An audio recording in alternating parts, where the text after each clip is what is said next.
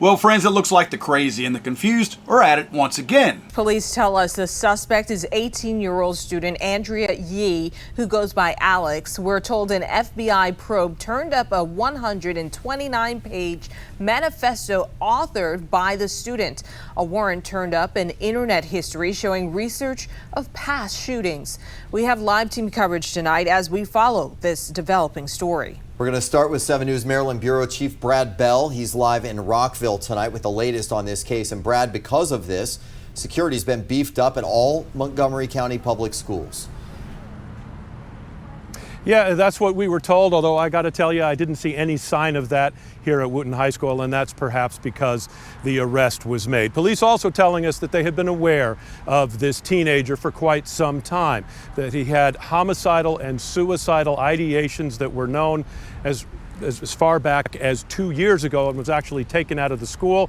But as you said, with this book or this writing that recently surfaced, they say things seem to have taken a turn. At Wootton High School today, a range of emotions from students on learning of what police believe was a very real threat to their safety. I did not expect this at all, especially from someone I actually worked with and seen at middle school. It was very surprising. Did you see signs of issues? No, never. 18-year-old Andrea Yee, who police say identifies as male and prefers the name Alex, is charged with making a threat of mass violence. According to police, Yee has been on their radar since the fall of 2022, when they first made a threat to shoot up a school, was hospitalized, and physically removed from Wootton. Since then, Yee has been in and out of inpatient psychiatric care. Police arresting Yee yesterday after being alerted to a recently completed book or essay authored by Yee. The police charging document including multiple sections of what police say is Yee's manifesto, with quotes like, "I want to shoot up my school. I've been preparing for it for the past few months. And as I walk through the hallways, I cherry-pick the classrooms that are the easiest targets. And this chilling passage, I have also considered shooting up my former elementary school because little kids make easier targets." We knock on the door at the address listed on court documents for Yee's family. Nobody answers. Police asserting, based in part on Yee's recent internet search history involving guns and gun rages, that they have no choice but to believe the 128-page book is a real plan and not a work of fiction. I honestly think it's just really scary because you never really know when something like this can happen. And it's you never know who it could be, or something like a random day at school, something like that just can happen. So I think it's just pretty scary. So police saying they have no choice but to take this seriously. They say that this reads like a real plan, but they also say that they have found no evidence that Yee was in possession of any real weapons or had taken any steps to secure them, though they do report that at one point he purchased a BB gun and talked about it as something that could be part of a plan to commit suicide by cop. In Rockville, Brad Bell, 7 News. 129 pages, right? And real quick, I gotta say this. This is a girl. A lot of times in the comment section, because people read other news reports that say trans person, and because the news reports are calling it a he, they assume that it was a he.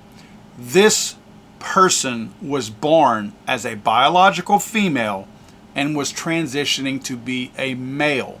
So if I use the pronouns he, him, that's by accident, because this is a girl pretending to be a boy.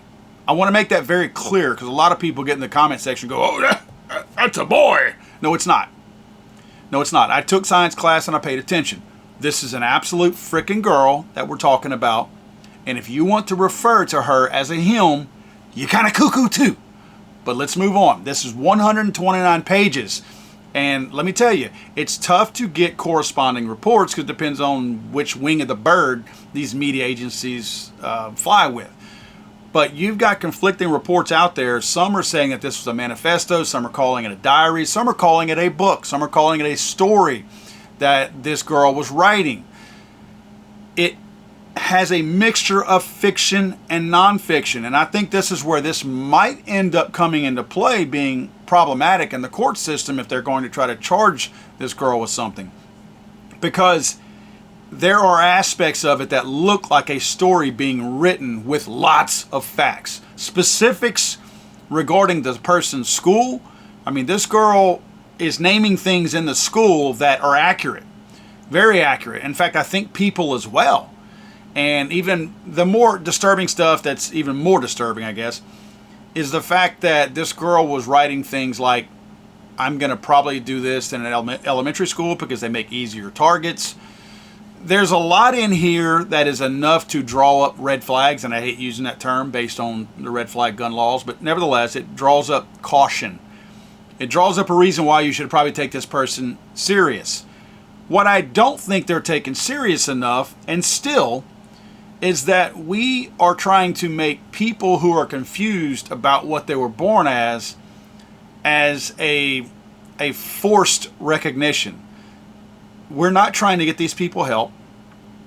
This girl is definitely a nut job because she thinks she's a boy, and all she has to do is glance down there after getting out of the shower, and she's going to know that she's not a boy. The fact that her mind still tells her that she's a boy, so we need to try to act like being a boy, tells me, again, something is wrong with this person. We shouldn't be celebrating that. We should be trying to help get this person help. And I will make disparaging remarks about these people because I'm mad about the media celebrating their mental issue. But I truly want them to get help. I would like to see them get help because I believe that by us celebrating their mental illness and by them being not only overly medicated, you'll notice in the story they talk about suicidal and homicidal ideations. Those are black box warnings that are on the medication that this person, I can guarantee you, is taking for psychological reasons. Psychotropic drugs have these black box warnings that describe to the word what they're describing that this person has as far as the mental problems.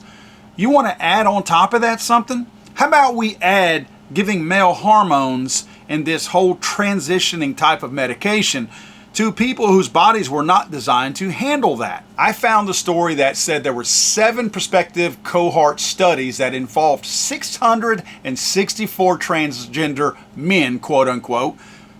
This is women trying to transition to a man, right?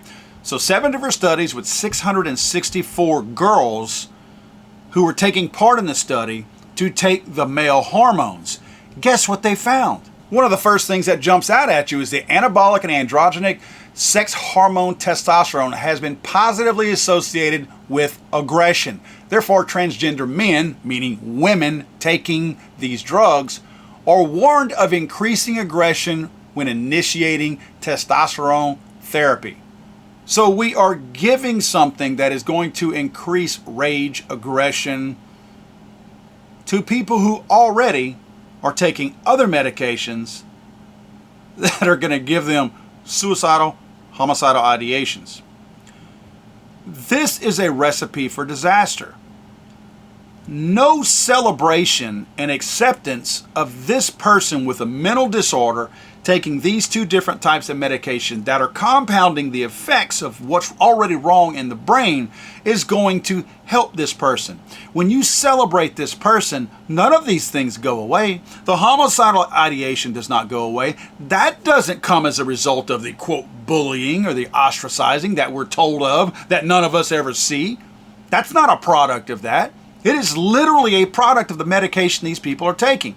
On top of that, who's warning these people when they're taking this medication? When these people go in for this testosterone treatment, are they asking the doctor, hey, are there any side effects? And I think most people don't ask enough questions of doctors as far as side effects, especially when it comes to pumping chemicals into your body. But are they asking that? Are the doctors coming forth with that information? Are they volunteering that information? Hey, Susie, just want to let you know, this stuff might make you really aggressive, just so you know. So back to this person. This girl wrote a book, a memoir, a manifesto, tranifesto if you want to call it that, of shooting up a school and talking about how they wanted to do it. They had the, I don't know if it's foresight to do this or what, but to make this look like it is written as a book. And I wonder if whenever this enters the court system, if anything is going to happen as far as saying, well, you know, this really was a work of art, right? I mean, don't you think that's what they'll do? And say this person was writing something based on some of their own, because there's probably stuff in there about being trans, based on some of their own experiences and things that they're going to paint this as society has painted them into a corner. So this is the way they're writing a book to try to appeal to show people. Watch and see if I'm not right. They are going to twist what this person wrote because it did not come out as a full-blown manifesto and had these pieces of fiction in there. They are going to make this and twist this because they want to celebrate this girl's transition. And they don't want her to serve time, and they will not want her to get into any kind of trouble. Which, by the way, according to reports, she did not have any guns. So clearly she wasn't about to commit this crime.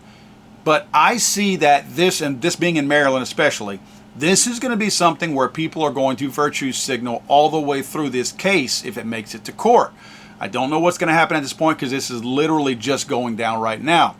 I also see that this is going to disappear quickly from the media because they're going to dismiss this as the same thing I just said. Oh, that's just one of our people being artsy and writing a book based on all the bullying and experiences they have experienced up to this point. So this is going to be swept away because of that little piece that's in there. Now, one thing I want to address real quick. They're saying that this person did this because they wanted to be famous. Please miss me with the whining about, oh, you're making this person famous by putting this out there. You know, copycat killers, they're wanting to do this. That's the same stupid logic as saying that somebody being around a gun makes them want to use the gun and shoot people, please. So I don't need to hear those comments again, oh, you're making them famous. Let me tell you something. The victory or the prize of being famous ain't why these people are doing what they're doing. I promise you that. That is simply a byproduct of what comes by them already committing these acts of violence. Their minds are already a frickin' mess. We're throwing chemical after chemical after chemical into their bodies, screwing their minds up even more. So please don't whine to me about giving this person some kind of recognition so somehow that's going to encourage and inspire other would-be killers to do the same thing. What this tells me is if you were that easily inspired, you already had a screw loose before that. Again, I go back to the argument with the gun.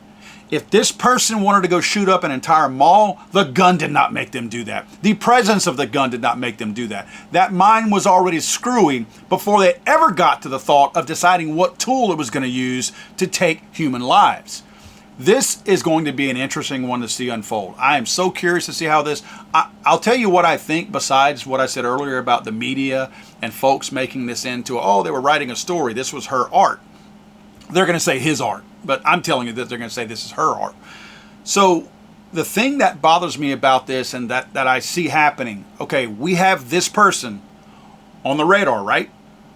So this person's probably not a threat right now because they have this person in custody. This is in Maryland.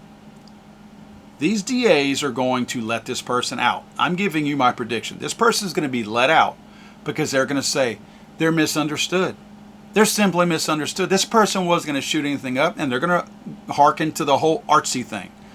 This person's going to wind up shooting and doing something or killing themselves. And then somebody's going to have some answering to do. Because I do not believe this person is going to be dealt with appropriately. I also don't think, as long as you continue to allow the medications to be pumped into her body, that nothing will change mentally. She has the same mental condition. She will have the same prescriptions. She will be the same nutbag when she gets let back out on the street. Nothing will change. Other than now, maybe bitterness and maybe being a little bit more secretive about the way she handles her planning or whichever. But I do believe that they're going to do their best to make this go away. I don't think we're going to hear much come from this because this is the poster child of the left, right? I mean, they celebrate these people. They can't possibly have this person looked at in a negative light. They can't possibly do it. That ruins the narrative. Hell, Joe Biden just bragged about having a day of recognition. We see you. This is what they're seeing. This is what I see. And I want to make something abundantly clear. I care about my fellow brother and sister. I don't think it's right that we celebrate mental illness. I will use the same analogy as I've used before. If we have a person who is schizophrenic that walks up to you and says, hey man, I hear other voices in this room that only you and I are in, Do you hear them too? We don't automatically look at them and go, yeah, I hear them too. No, you seek to get that person help is what you do. We're not doing it with these people. We're missing an opportunity to help them. And as I've said before, this might be their cry for help, and you were celebrating it. God save the Queen, man. I'm sorry, I thought this was America.